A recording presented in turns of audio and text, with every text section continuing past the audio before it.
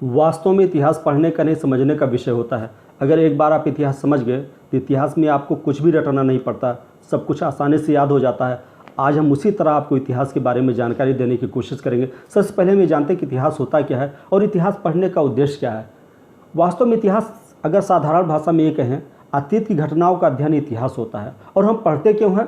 हम पढ़ते इसलिए हैं कि उन्हीं अतीत की घटनाओं के आधार पर जिससे हम भविष्य के निर्णय ले सके, यानी भविष्य के फैसले कर सके, इसीलिए हम इतिहास पढ़ते हैं। अतीत के अगर हम इतिहास का विभाजन करने की कोशिश करते हैं, क्योंकि बिना विभाजन के कोई चीज़ पढ़ी नहीं जा सकती, तो विभाजन की अतीत के विभाजन को हम दो आधार पर बांटते हैं। पहला क्या है? औजारों के आधार पर करते हैं, और दूसरा है लेखन सामग्री के आधार पर करते हैं। वास्तव में जब यहाँ होमो सेपियंस आए, यानी जब मनुष्यों ने अपने चारों पैरों पर न खड़ा होकर दो पैरों पर खड़ा होना सीखा, उस समय मनुष्य ने शिकार के लिए पत्थरों का उपयोग करना सीखा। मनुष्य और पशु में कोई अंतर नहीं होता है, मात्र एक अंतर यह था कि वास्तव में मनुष्य इस धरा पर सबसे बाद में आया, लेकिन अपने मस्तिष्क के कारण आज उसने पूरी धरा पर कब्जा कर लिया। ये क्यों हुआ? आखिर इसका कारण क्या है? इसका मात्र कारण ये है कि शुरुआत में मनुष्य और पशु दोनों चारों पैरों पर चलते थे। उस समय दोनों का उद्देश्य मात्र इतना था कि किसी तरह हम भोजन इकट्ठा करें। मनुष्य का भी उद्देश्य था कि भोजन इकट्ठा करें, और पशु का भी उद्देश्य था भोजन इकट्ठा करें। शुरुआत में जब मनुष्य और पशु चारों पैरों से चलते थे तो ये फल फूल जो भी खा पाते थे सब कुछ खा लेते थे। और क्यों? उस समय जब चारों पैरों पर चलते थे तो शिकार करना आसान नहीं होता था, इसलिए इनका पूरा समय शिकार में निकलता था। लेकिन जब धीमे धीमे मनुष्य ने अपने दो पैरों पर खड़ना शुरू हुआ, यानी दो पैरों पर खड़ा होना शुरू हुआ, यानी दो पैरों से चलना शुरू हुआ, उस समय मनुष्य के दोनों हाथ खाली हो गए। और जब मनुष्य के दोनों हाथ खाली हो गए तो मनुष्य ने इन्हीं हाथों का प्रयोग करना शुरू किया, या इन्हीं हाथों का प्रयोग करना सीखा, और तभी से पाषाण काल शुरू होता है। वास्तव में जब आपका पेट सिर से ऊपर हो तब तक आपका पूरा दिमाग पेट भरने पर लगा रहता है, जैसे बिल्कुल जानवर होते। और जैसे मनुष्य का पेट जो है सिर से नीचे हुआ, मनुष्य ने पेट भरने के साथ साथ दूसरे कामों पर भी अपना दिमाग लगाया, और उसी से मनुष्य धीमे धीमे विकास करता गया, और आज इस धरती पर मनुष्य का पूरी तरह से राज है। शुरुआत में मनुष्य जब दो पैरों पर चलना शुरू हुआ तो वो शिकार के लिए उसके सामने जो भी पड़ता था सबको उठाकर मारता था और सभी से शिकार करता था। क्योंकि मनुष्य शुरुआत में पहाड़ों पर रहता था, मैदानों पर नहीं रहता था, इसलिए उसको शिकार के लिए पत्थर ही ज़्यादा मिलते थे। तो जैसे पत्थर पाता था वैसे ही पत्थर उठाकर मारता था। और उस काल में जब मनुष्य पत्थरों को औजार के रूप में प्रयोग करना शुरू हुआ तो उस आधार पर, औजारों के आधार पर इसको दो भागों में बांटा गया है। पहला क्या है? पाषाण काल, दूसरा है धातु काल। जब मनुष्य ने पत्थरों का उपयोग औजारों के रूप में किया तो उस काल को पाषाण काल कहते हैं, और जब मनुष्य ने धातुओं का उपयोग औजारों के आधार पर किया उस काल को धातु काल कहते हैं। पाषाण काल को भी तीन भागों में हम बांट सकते हैं। पहला क्या है? पूरा पाषाण काल, दूसरा मध्य पाषाण काल, तीसरा नवपाषाण काल। देखिए इसको याद करने का तरीका कितना आसान है। पूरा पाषाण काल, बड़े बड़े पत्थर उठाकर मारना शुरू किया आदमी ने, यानी जो पत्थर पाता था बेडौल उसी से शिकार करता था, पूरा पाषाण काल। और जब उसने पत्थरों को तोड़ना सीखा, यानी पत्थरों को नुकीला बनाना शुरू किया, नुकीला बनाने की कोशिश करने लगा, उस काल उससे शुरू हो गया मध्य पाषाण काल। और जब मनुष्य उन नुकीले पत्थरों में डंडे यानी हत्थे लगाने लगा तो उस समय शुरू हुआ नवपाषाण काल। देखिए याद करना कितना आसान है कि पूरा पाषाण काल में क्या होता था, मध्य पाषाण काल में क्या होता था, नवपाषाण काल में क्या होता था। पूरा पाषाण काल में जो पत्थर पाता था छोटे बड़े सबसे शिकार करता था, वो पूरा पाषाण काल हुआ। और जब पत्थरों को तोड़ना सीख गया, उसको नुकीला बनाना सीख गया, उस समय मध्य पाषाण काल शुरू हुआ। और जब मनुष्य उन्हीं पत्थरों में हत्थे बांधना सीख गया तो उस समय नवपाषाण काल शुरू हुआ। इसी प्रकार धातु काल को भी तीन भागों में बांटा गया है। पहला क्या है? ताम्र काल, जिसको ताम्र पाषाण काल भी कहते हैं। उसके बाद है कांस्य युग, उसके बाद है लौह युग। ताम्र काल यानी तांबे और पत्थर दोनों को हथियारों के रूप में प्रयोग करना सीखा मनुष्य ने, ताम्र काल हुआ। कांस्य युग, जब मनुष्य ने कांसे का प्रयोग करना शुरू किया तो वो कांस्य युग कहलाया, जैसे हमारी हड़प्पा संस्कृति जो कांस्य युग संस्कृत कहलाई। और तीसरा है लौह युग, जब मनुष्य ने लोहे का उपयोग हथियार के रूप में करना शुरू किया, यानी लोहे का उपयोग दूसरी चीज़ों में करना शुरू किया, उस समय लौह युग शुरू होता है। और जैसे हमारा आर्य सभ्यता थी। लेखन सामग्री के आधार पर भी हम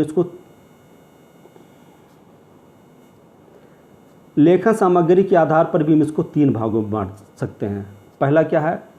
प्रागैतिहासिक काल, दूसरा आद्य ऐतिहासिक काल और तीसरा ऐतिहासिक काल। देखिए इसको याद करना कितना आसान है। प्रागैतिहासिक काल यानी मनुष्य लिखना पढ़ना नहीं जानता था, वो प्रागैतिहासिक काल। आद्य ऐतिहासिक काल मनुष्य लिखना तो जानता था, लेकिन उसकी लेखन शैली या उसकी भाषा को आज पढ़ा ही नहीं जा सकता है, उस काल को आद्य ऐतिहासिक काल कहते हैं। जैसे हड़प्पा के लोग लिखने का ज्ञान तो था उनको, लेकिन जो लिखने का ज्ञान था उसको हम आज नहीं पढ़ सकते, इसलिए इस काल को आद्य ऐतिहासिक काल कहते हैं। और ऐतिहासिक काल किसको कहते हैं? ऐतिहासिक काल उस काल को कहते हैं कि मनुष्य उसकी लिखावट को, यानी जो भी लेखन सामग्री थी उसको आज पढ़ सकता है, उस काल को हम ऐतिहासिक काल कहते हैं। औजारों के आधार पर हमने पाषाण काल और धातु काल में बांटा था। पाषाण काल को भी 3 भागों में बांटा था, पूरा पाषाण काल, मध्य पाषाण काल और नव पाषाण काल। हम सबसे पहले पूरा पाषाण काल के बारे में अध्ययन करेंगे। पूरा पाषाण में क्या है? पूरा पाषाण काल में औजार बेडौल और बेडौल पत्थरों के थे, यानी जो औजार थे वो बेडौल पत्थरों के थे, यानी जैसा पत्थर पड़ता था, यानी जैसा पत्थर मिलता था उसी पत्थर से आदमी शिकार करता था, यानी बेडौल थे। और दूसरा, पूरा आग की खोज पूरा पाषाण काल में हुई। दूसरा क्या है महत्वपूर्ण है? आग की खोज किस काल में हुई? आग की खोज पूरा पाषाण काल में हुई। और इसको और भी विस्तृत जानकारी के लिए आप कर सकते हैं, आग की खोज निम्न पूरा पाषाण काल में हुई। लेकिन यहाँ एक बात ध्यान देने वाली है, आग की खोज तो पूरा पाषाण काल में हुई, लेकिन मनुष्य आग का ठीक से प्रयोग करना ये मध्य पाषाण काल में सीखा है। यानी कुल मिलाकर पूरा पाषाण काल में मानव को अग्नि का ज्ञान तो हो गया था, परंतु प्रयोग से पूरी तरह से विज्ञ नहीं थे, अनभिज्ञ थे। इस समय का मनुष्य आखेटक था, यानी मनुष्य का एकमात्र उद्देश्य होता था कि किसी तरह शिकार करे और शिकार करके अपना भोजन प्राप्त करे। और दूसरा, इस समय मनुष्य पहाड़ों पर रहते थे। इस समय मनुष्य मैदानों पर न रहकर पहाड़ों पर रहते थे। मैं आपको ये बताऊंगा कि आखिर मनुष्य पूरा पाषाण काल में पहाड़ों पर क्यों रहते थे और फिर धीमे धीमे ये मैदानों में क्यों आए। ये शुरुआत में अगर ये मैदानों पर रहते थे तो मैदानों पर शिकार करना आसान नहीं था और दूसरे जंगली जानवरों को खतरा भी था। और पहाड़ों पर ऊबड़ खाबड़ में मनुष्य आसानी से भाग सकता था, जानवरों से ज़्यादा तेज भाग सकता था, और साथ में वहाँ पेड़ पौधे भी थे और उन पर चढ़कर भी अपनी रक्षा कर सकता था। इसलिए शुरुआत में मनुष्य पहाड़ों पर रहता था। इस काल में भारत में इसके जो अवशेष हैं वो सोहन नदी घाटी, बेलन नदी घाटी, नर्मदा नदी घाटी, भोपाल के पास एक भीमबेटका नामक गुफा है जिसमें शैलाश्रों से प्राप्त होता है। यानी जो यहाँ पूरा पाषाण काल के अवशेष हैं वो कहाँ कहाँ से प्राप्त होते हैं? एक सोहन नदी घाटी से प्राप्त होता है, बेलन नदी घाटी से प्राप्त होता है, नर्मदा नदी घाटी से प्राप्त होता है, और एक भीमबेटका नामक गुफा है उससे प्राप्त होता है। और ये भीमबेटका नामक जो गुफा है ये मध्य प्रदेश में और बहुत महत्वपूर्ण है और इस पर अक्सर प्रश्न पूछे जाते हैं। इसके बारे में आपको आगे बताएंगे। और इस समय के मनुष्य नेग्रिटो जात के थे। इस समय के मनुष्य नेग्रिटो जात के थे। अगर आप संक्षिप्त में देखें तो पूरा पाषाण काल में क्या क्या हुआ था? मनुष्य ने आग की खोज की थी। इस समय का मनुष्य पूरी तरह से आखेटक था और जो उस समय के मनुष्य के औजार थे यानी पत्थरों के औजार थे वो बेडौल थे। मनुष्य पहाड़ों पर निवास करता था और साथ साथ में इस समय के मनुष्य नेग्रिटो जात के थे। अब हम आते हैं मध्य पाषाण काल। इस समय पत्थर के औजार छोटे तथा नुकीले होते थे। मध्य पाषाण काल में पत्थर के औजार कैसे होते थे? छोटे और नुकीले होते थे। मनुष्य ने जानवरों को पालतू बनाना शुरू किया। जानवरों को पालतू, कभी कभी प्रश्न आता है मनुष्य ने जानवरों को पालतू बनाना कब शुरू किया, तो मनुष्य ने जानवरों को पालतू बनाना मध्य पाषाण काल में शुरू किया। और पहला पालतू पशु था आपका कुत्ता। मनुष्य ने सबसे पहले किस जानवर को पालतू बनाया, तो सबसे पहले उसने कुत्ते को पालतू बनाया। और इसका कारण भी था, आखिर मनुष्य ने कुत्ते को क्यों पालतू बनाया। वास्तव में कुत्ता एक ऐसी प्रजाति है, जब भी और ऐसी प्रजाति है कि अक्सर वो मनुष्यों के आसपास रहती है। और ये पालतू इसलिए बनाए कुत्ते को क्योंकि का उद्देश्य था शिकार करना, और मनुष्य बहुत तेजी से भाग नहीं सकता था, और कुत्ते का भी उद्देश्य था शिकार करना, और कुत्ता भी बहुत तेजी से भाग सकता था, लेकिन कुत्ते के पास ताकत नहीं थी। दोनों ने एक दूसरे की मदद की। जब भी शिकार करना होता था, मनुष्य शिकार को छेड़ता था, कुत्ता जाकर उसका पीछा करता था और उसको रोके रहता था। उतनी देर में मनुष्य जाकर अपने शिकार को कर लेता था, और जब शिकार को कर लेता था तो मनुष्य खाता था, और खाने के बाद जो बच जाता था उसको कुत्ते खा लेते थे। इसलिए मनुष्य का भी उद्देश्य पूरा हो रहा था और कुत्ते का भी उद्देश्य पूरा हो रहा था। इसलिए सबसे पहला पालतू पशु कौन बना, सबसे पहला पालतू पशु बना कुत्ता। मध्य पाषाण काल में जो मनुष्य है आखिर तक तो था ही, यानी शिकार तो करता ही था, और साथ साथ में संग्राहक भी बन गया। इसका अर्थ ये हुआ कि शुरुआत में मनुष्य सिर्फ आखिर तक था, लेकिन जब मनुष्य के दोनों हाथ खाली हो गए, यानी दोनों हाथ ज़्यादा पत्थर नुकीले हो गए और दोनों हाथ खाली हो गए, तो ज़्यादा शिकार करने लगा। और जब ज़्यादा शिकार करने लगा तो खाने के साथ साथ उसने क्या किया, शिकार को भी कहीं सुरक्षित रखना शुरू किया, यानी कुल मिलाकर शिकार का संग्रहण करने लगा। और यही नहीं सिर्फ जानवरों का शिकार करता था, मनुष्य जानवरों के अलावा फल फूल और भी खाता था। और ये फल फूल भी जब ज़्यादा बच जाते थे तो मनुष्य ले जाकर इनको कहीं छिपा देता था, और जिससे वो उसको बाद में खा सके। और इसी कारण मध्य पाषाण काल में मनुष्य आखिर तक के साथ साथ संग्राहक बन गया। और इसके जो अवशेष मिले, ये मध्य प्रदेश में एक आदमगढ़ है, और आजमगढ़ लिखा, लेकिन ये आदमगढ़ है, और राजस्थान में और पशुपालन के प्राचीनतम साक्ष्य प्रस्तुत करते हैं। जो यहाँ पशुपालन के देखिए, मैंने क्या बताया कि सबसे पहले मध्य पाषाण काल में मनुष्य ने जंतुओं को पालतू बनाना शुरू किया। और इसका प्रमाण कहाँ से मिलता है, इसका प्रमाण मिलता है मध्य प्रदेश के आदमगढ़ से। आदमगढ़ से सबसे पहले पशुपालन के साक्ष्य मिलते हैं। और इसमें नेक्स्ट क्या है, इसी मध्य पाषाण काल में मानव के अस्थिपंजर का सबसे पहला अवशेष प्रतापगढ़ उत्तर प्रदेश के सराय नाहर तथा महदहा नामक स्थान से प्राप्त हुआ। यानी जो हमें यहाँ अवशेष मिले हड्डियों के, वो मध्य पाषाण काल के में मिले। और मध्य पाषाण काल के जो अवशेष मिले वो कहाँ मिले हैं, एक प्रतापगढ़ उत्तर प्रदेश में और दूसरा क्या है महदहा में, 2 स्थानों पर मिले हैं। अब हम नेक्स्ट आते हैं नवपाषाण काल। नवपाषाण काल, देखिए मैंने आपको बताया कि पुरापाषाण काल में पत्थर औजार उसके बेडौल थे, पत्थरों के औजार। मध्य पाषाण काल में उसके औजार नुकीले हो गए, और नवपाषाण काल में औजारों में हत्थे लगने लगे। यानी आप ये देखिए, इसी से आग की खोज भी जुड़ी है। जब पुरापाषाण काल में मनुष्य पत्थर को तोड़ना सीख रहा था, उसी समय पत्थर की रगड़ से आग पैदा हुई होगी, और उसी समय से आग की खोज हुई होगी। वास्तव में आग उसी समय नहीं थी, आग तो पृथ्वी पर अतीत काल में थी, अतीत काल से ही थी। मनुष्य ने उस समय आग पर नियंत्रण करना सीखा, और जब मनुष्य ने आग पर नियंत्रण करना सीखा, उसी समय को कहा जाता है आग की खोज। वास्तव में मनुष्य ने आग की खोज नहीं की, आग तो पता नहीं कितने सालों से आ रही थी, मनुष्य के आने से पहले भी आग थी, और जब मनुष्य था तब भी जंगलों में आग लग जाती थी, सब कुछ जल जाता था।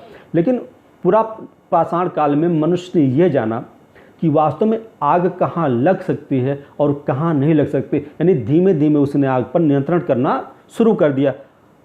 और ये संभव कैसे हुआ, जब मनुष्य पूरा पाषाण काल से मध्य पाषाण काल में आ रहा था तो पत्थरों को तोड़ना सीख रहा था, और उसी पत्थरों को तोड़ना सीखते सीखते ही आग की खोज हुई थी। और नवपाषाण काल में क्या था, मनुष्य ने उन पत्थरों पर डंडे लगाना शुरू किया, यानी कुल मिलाकर हत्थे लगाना शुरू किया। और जब मनुष्य ने कि औजार जो नुकीले होने के साथ साथ हत्थे भी लगने लगे। नवपाषाण में काल में क्या हुआ, पत्थरों के औजार नुकीले होने के साथ साथ हत्थे भी लगने लगे। और पहला हत्थेदार हथियार क्या था, कुल्हाड़ी। ये प्रश्न आता, पहला हत्थेदार हथियार क्या था, तो पहला हत्थेदार हथियार क्या था, कुल्हाड़ी। यानी मनुष्य ने सबसे पहले कुल्हाड़ी को अपना हथियार बनाया। नवपाषाण काल की और भी महत्वपूर्ण विशेषता क्या थे, जो मनुष्य था इस संग्राहक के साथ साथ उत्पादक भी बन गया। अब हम बताते हैं आखिर मनुष्य संग्राहक के साथ उत्पादक क्यों बन गया और कैसे बन गया।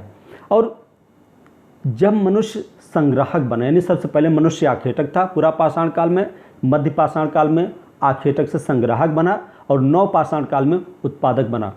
जब मनुष्य संग्राहक बन रहा था, यानी कुल मिलाकर वो फल फूल या अनाज जो भी बच जा रहा था उसको ले जाकर कहीं गुफा में रख रहा था, और हो सकता है सौभाग्यवश या दुर्भाग्यवश वो अनाज न प्रयुक्त हुआ हो, और क्योंकि गुफा उस समय कोई फर्श की या उसकी बनी नहीं रहती थी, अक्सर वहाँ सीलन पहुँच जाती थी, हो सकता है उन्हीं सीलन से वो पौधे निकल आए हों और कई बार ऐसी घटनाएं घट रही हों, तो इससे मनुष्य जान गया हो कि अनाज को अगर ज़मीन में बोया जाए तो उग सकता है।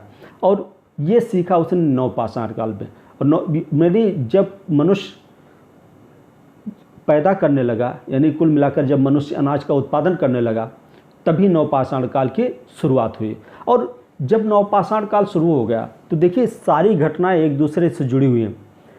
यहाँ शुरुआत में मनुष्य पहाड़ों पर रहता था, उसके बाद धीमे धीमे क्योंकि मनुष्य उत्पादक बन रहा था, वो खेती कर रहा था, और खेती करने के लिए उसको अनाज को बोना पड़ता था, और अनाज एक दिन में तो पैदा नहीं हो सकता है, अनाज पैदा होने में कम से कम 4-5 महीने लग सकते हैं। वो मनुष्य उस अनाज को छोड़कर जा भी नहीं सकता था, क्योंकि अगर चला जाता तो उसको दूसरे जानवर खा सकते थे। इसलिए मनुष्य की मजबूरी हो गई उस अनाज की रखवाली के लिए, और जब मनुष्य की मजबूरी हो गई उस अनाज के रखवाली के लिए तो वहीं रहने लगा हो। और रहने के लिए, क्योंकि खेती भी अक्सर मैदानों में होती थी, इसलिए धीमे धीमे मनुष्य पहाड़ों से उतरकर मैदानों में आया, और साथ साथ में उसकी रखवाली की ज़रूरत होती थी, तो मनुष्य वहीं रहने भी लगा।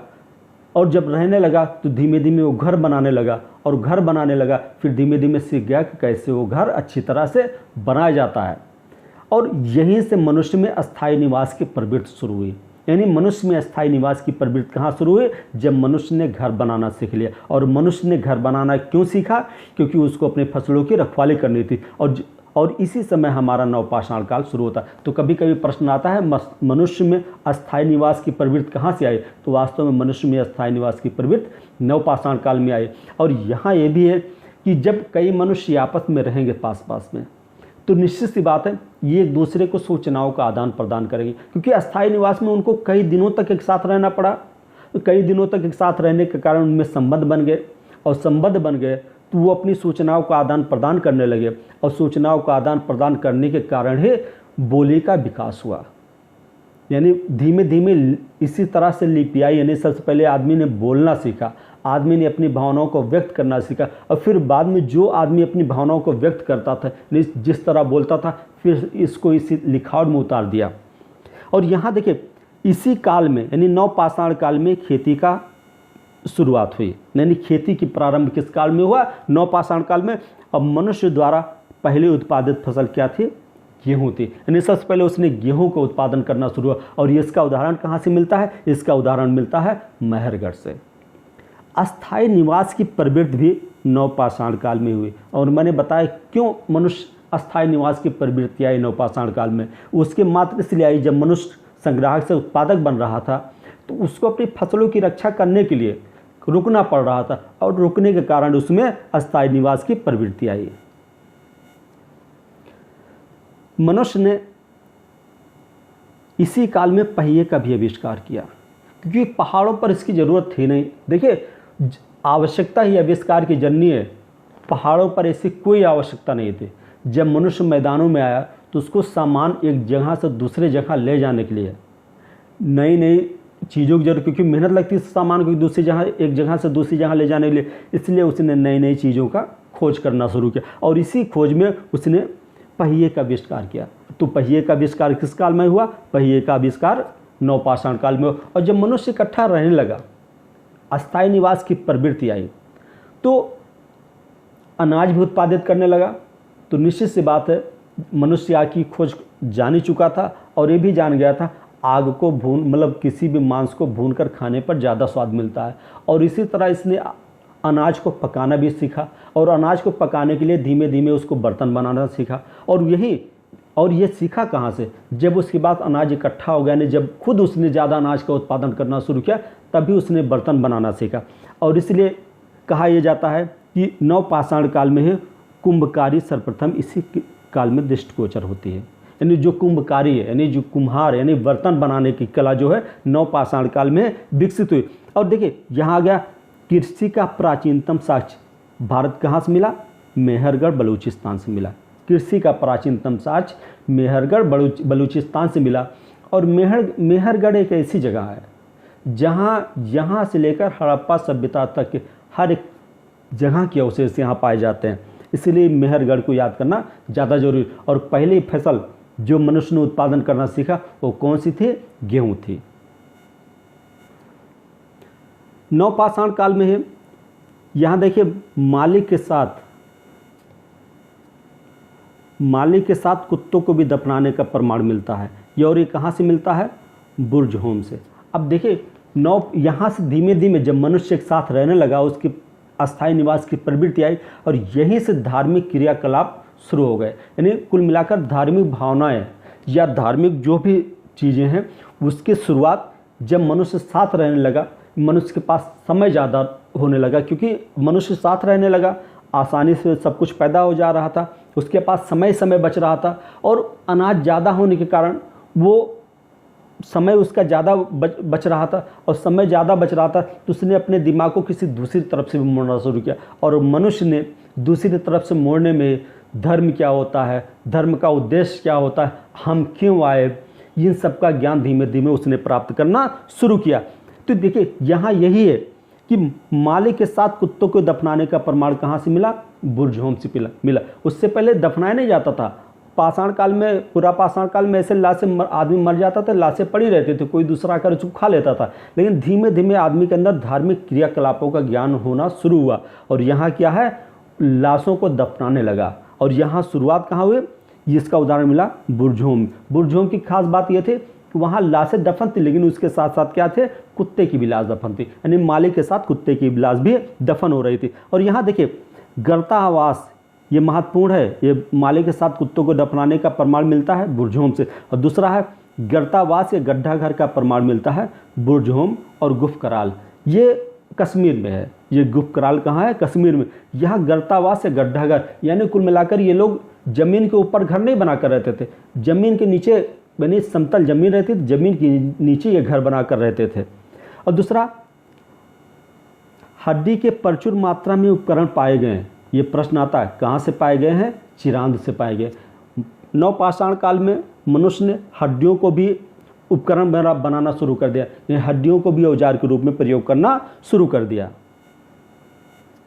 देखिए मैंने आपको बताया था गेहूं का प्राचीनतम साक्ष्य कहाँ से मिला था, मेहरगढ़ से। तो चावल का प्राचीनतम साक्ष्य कहाँ से मिला, चावल का प्राचीनतम साक्ष्य कहाँ से मिला, कोल्डिहवा से। ये इलाहाबाद में है। चावल का प्रश्न आता है चावल का प्राचीनतम साक्ष्य कहाँ से मिला, तो चावल का प्राचीनतम साक्ष्य कोल्डिहवा इलाहाबाद से मिला। और दूसरा क्या है, दक्षिण भारत में नवपाषाणकालीन सभ्यता का मुख्य स्थान है बेल्लोरी, ये कर्नाटक में है। यानी दक्षिण भारत में जो नवपाषाणकालीन अवशेष मिलते हैं वो कहाँ से मिलते हैं, बेल्लोरी से मिलते हैं। अब कुछ अन्य महत्वपूर्ण फैक्ट भी जान लेते हैं। पहला क्या है, प्राग इतिहास का पिता किससे कहा जाता है, तो ये रॉबर्ट ब्रूसफोर्ड, प्राग इतिहास का पिता रॉबर्ट ब्रूसफोर्ड को कहा जाता है। और भारतीय पुरातत्व का जनक किसको माना जाता है, ये माना जाता है अलेक्जेंडर कनिंघम को। मध्य पाषाण काल में हड्डी से निर्मित आभूषण कहाँ प्राप्त हुए, तो ये प्राप्त हुए महदहा में।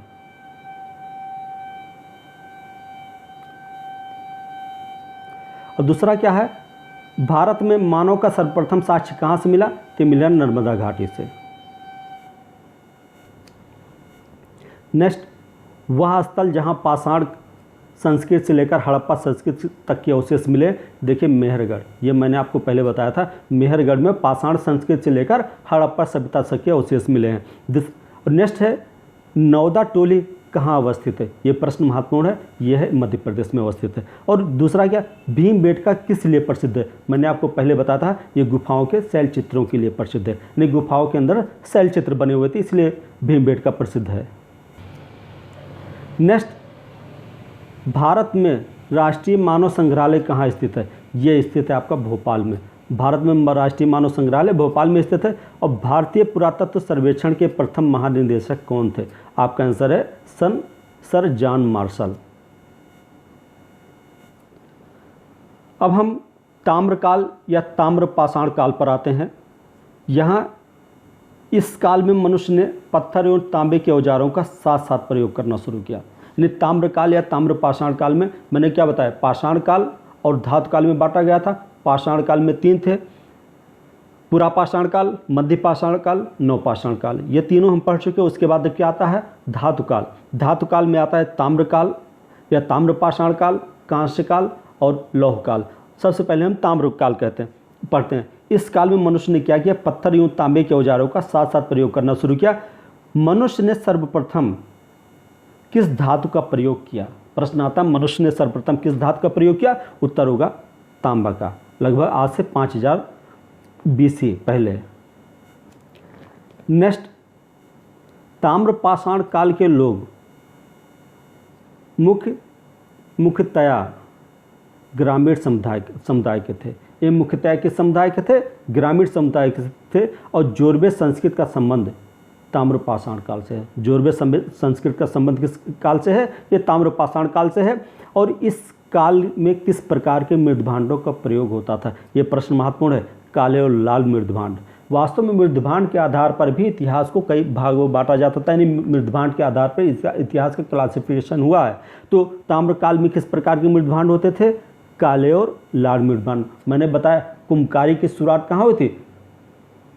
नवपाषाण काल में। और उसके बाद कई तरह के मृदभांड बनने लगे। यानी ताम्रकाल में मृदभांडों में कलरिंग आने लगी। और ये ताम्रकाल में जो मृदभांड बने वो काले और लाल बने। यानी ताम्रकाल में किस प्रकार मृदभांड मिलते थे? काले और लाल। ये इनकी विशेषता होती थी। इसी ताम्रकाल में इनाम गांव ताम्रपाषाण युग की एक बहुत बड़ी बस्ती थी। आहार इसी ताम्र युग से संबंधित है। इसका प्राचीनतम नाम क्या था? ताम्बवती, क्योंकि यहाँ बहुत ज़्यादा तांबे के औजार मिले हुए हैं। अब हम कांस्य युगीन सभ्यता में आते हैं। भारत में सिंधु घाटी सभ्यता या हड़प्पा सभ्यता कांस्य युगीन सभ्यता में आती है।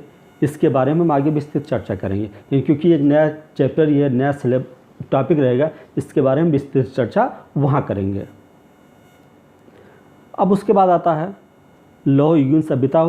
लौह युगीन सभ्यता यानी आर्य सभ्यता।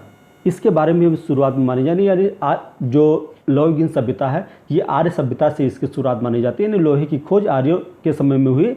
इसके बारे में विस्तृत चर्चा और विस्तार से आगे करेंगे।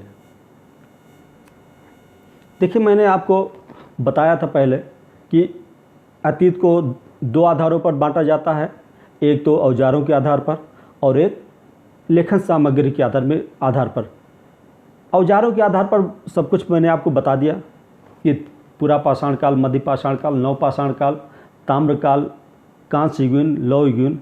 अब आते हैं लेखन सामग्री यानी लेखन शैली के आधार पर। इसको मैंने 3 भागों में बांटा था। पहला क्या? प्रागैतिहासिक काल, फिर उसके बाद आदि ऐतिहासिक काल, फिर उसके बाद ऐतिहासिक काल। उसमें हम सबसे पहले आते हैं प्रागैतिहासिक काल। देखिए यहाँ क्या है, समस्त पाषाण काल और ताम्रपाषाण काल इसी के अंतर्गत आता है। यानी जो पूरा पाषाण काल, मध्य पाषाण काल, नवपाषाण काल, ये सारे के सारे अगर हम लेखन सामग्री के आधार पर बांटे यानी लेखन शैली के आधार पर बांटे तो सभी काल यानी सभी समय ये किस में आते हैं? प्रागैतिहासिक काल में आते हैं। यानी समस्त पाषाण काल, ताम्रपाषाण काल इसी के अंतर्गत आता है। वास्तव में प्रागैतिहासिक काल होता क्या है? वो काल यानी वो समय जिसमें मनुष्य को लेखन शैली का ज्ञान ही नहीं था, यानी लिखने की कला का ज्ञान नहीं था, उस काल को कहते हैं प्रागैतिहासिक काल। क्योंकि शुरुआत में ना नवपाषाण काल में मनुष्य को लिखने का ज्ञान था, ना ताम्रकाल में ज्ञान था। हाँ, ये बोलियों की शुरुआत हो गई थी, लेकिन लिखने का ज्ञान नहीं था। इसीलिए कहा जाता है कि प्रागैतिहासिक काल उस काल को कहते हैं लेखन कला का विकास नहीं हुआ था, उसे क्या कहते हैं? प्रागैतिहासिक काल। यानी वह काल जिसमें लेखन कला का विकास नहीं हुआ था उस काल को प्रागैतिहासिक काल कहते हैं। अब उसके बाद आता है आदि ऐतिहासिक काल। प्रागैतिहासिक काल हो चुका, अब दूसरा क्या आता है? आदि ऐतिहासिक काल। आदि ऐतिहासिक काल कहते किसको हैं? आदि ऐतिहासिक काल उस काल को कहते हैं कि उस समय लेखन शैली का विकास तो हो गया था, यानी लेखन कला का विकास तो हो गया था, यानी लिपि का विकास हो गया था, लेकिन उस लिपि को हम क्या या कोई भी आज नहीं पढ़ सकता है उसको। आदि जैसे सिंधु घाटी सभ्यता थी, सिंधु घाटी सभ्यता में लिपि का विकास था, वो लिपि लिखते थे यानी कुछ ना कुछ लिखते थे, लेकिन उनकी लिखावट को यानी उनकी लेखन शैली को या उनकी लिपि को आज हम नहीं पढ़ पा रहे हैं। इसलिए इस काल में लेखन कला का विकास तो हो गया था, लेकिन आज भी उसको पढ़ा नहीं जा सका, यानी लेखन कला का विकास हो गया था लेकिन पढ़ा नहीं जा सका। भारत में हड़प्पा सभ्यता या सिंधु घाटी सभ्यता इसी काल में मानी जाती है, यानी हड़प्पा सभ्यता में लेखन शैली का विकास तो हो गया था, लेखन कला का विकास तो हो गया था, लेकिन उसकी लिपि को या उसकी लिखावट को आज भी नहीं पढ़ा जा सका, इसलिए इस काल को आदि ऐतिहासिक काल कहा जाता है। उसके बाद आता है ऐतिहासिक काल। इस समय लेखन कला का अध्ययन आज संभव है। इस समय जो लेखन कला का विकास हो गया था, जो लिपि बन गई थी उस लिपि को आज पढ़ा जा सकता है। जैसे आर्यों की लिपि थी संस्कृत, आर्यों की भाषा संस्कृत थी, संस्कृत को आज हम पढ़ सकते हैं। इसलिए सिंधु घाटी सभ्यता के बाद यानी जब आर्य सभ्यता शुरू हुई उस समय से भारत के इतिहास को ऐतिहासिक काल कहते हैं, यानी भारत में आर्य सभ्यता से इस काल का प्रारंभ माना जाता है। देखिए, लौह काल का भी प्रारंभ आर्य सभ्यता से माना जाता है और ऐतिहासिक काल का भी प्रारंभ आर्य सभ्यता से माना जाता है। यानी ऐतिहासिक काल कब से माना जाता है? कुल मिलाकर ताम्रकाल और कांस्य युग ये आदि ऐतिहासिक काल में आते हैं, जबकि लौह काल किस में आता है? ये ऐतिहासिक काल में आता है, लेकिन ये सिर्फ भारत के इतिहास के लिए है।